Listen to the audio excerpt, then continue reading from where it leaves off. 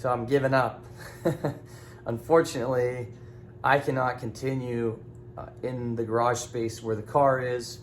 I'm just out of time. I've got a few things that just take, priority in life. One of those things is kind of a big one. I've got a baby here coming in just a couple of months. And so I need to situate some housing stuff, and just clearly I need to take care of that over working on my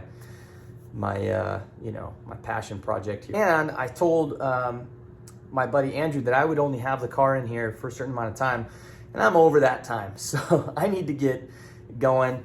And so while it feels a little bit like a letdown, it feels like a bummer that I'm having to call in a little bit of help.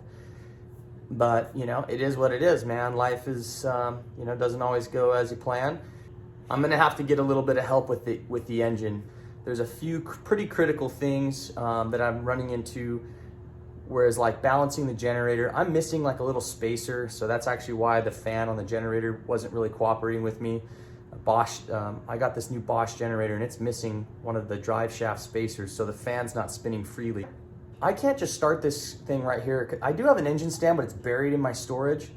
And so to take the time to do all that and set it up to try to start the engine out of the car is not really practical for me. So realistically, my plan was to try to finish the motor work, plug it into the car, and fire it up there, because otherwise the motor would be all over the place, in the garage. And there's other things. It just takes time. I don't know how long it would take me, but I know everything is like, it's like a half day or a full day, and then it's like a week, because you run into all these problems. I'm gonna get some help from a guy who's been working on, 356s and 912s for like 50 years, which is gonna be cool in a way, because I'll be able to learn a lot. When you haven't done something, it takes so much longer than, a guy that's got experience. You go to one of these shops and they'll pull one of these cars apart. It looks like they're stealing it because they're pulling it apart so quickly. They've just done it so many times. Initially, I was pretty concerned about checking the end play on the flywheel. I've taken it off, and I've pretty much memorized the steps of checking end play. I bought a dial indicator. It's here at the shop, and so you take out the seal. I cleaned the area well, cleaned the flywheel, and then I took the shim out. You clean up the shim. You reinstall the shim. You reinstall the soft metal gasket, so you don't check end play, from what I've read online, with the seal in place. So right now it's actually mocked up to where tonight I could check the end play right now, but I have to make a little jig to it wouldn't take me that long, but everything is just, everything is a thing. You basically zero out your indicator, okay, with the shim and the soft metal gasket that you already used, not your new one. You put your flywheel back on, you torque it to maybe 200 foot-pounds or so. You set your dial indicator to touch this flywheel, and then you check the play by pulling the flywheel back, essentially from the case. And you're supposed to be within a certain, it's like 0.005 is the tolerance. The guy who's gonna work on this thing is available tomorrow.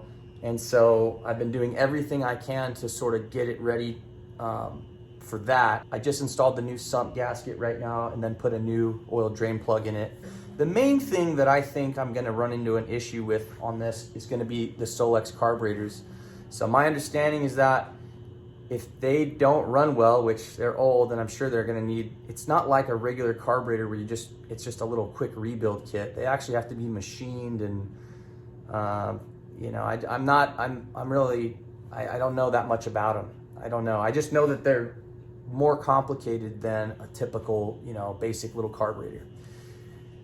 So we'll see. Like right offhand, he'll be able to kind of help me and, get the motor hopefully fired up safely and not have any issues. He'll be way faster than I'm going to be. So I'm going to give this motor its best chance at running, without having to, I did something wrong and broke something or whatever, which realistically I doubt it would happen, but you never know. And I'm kind of just trying to stay positive about the fact that I'm not getting to, I'm not going to be the one that does the entire thing. But another benefit is the fact that I'm hopefully going to be driving the car quicker than I probably would be if it was just me, finishing the whole job up. So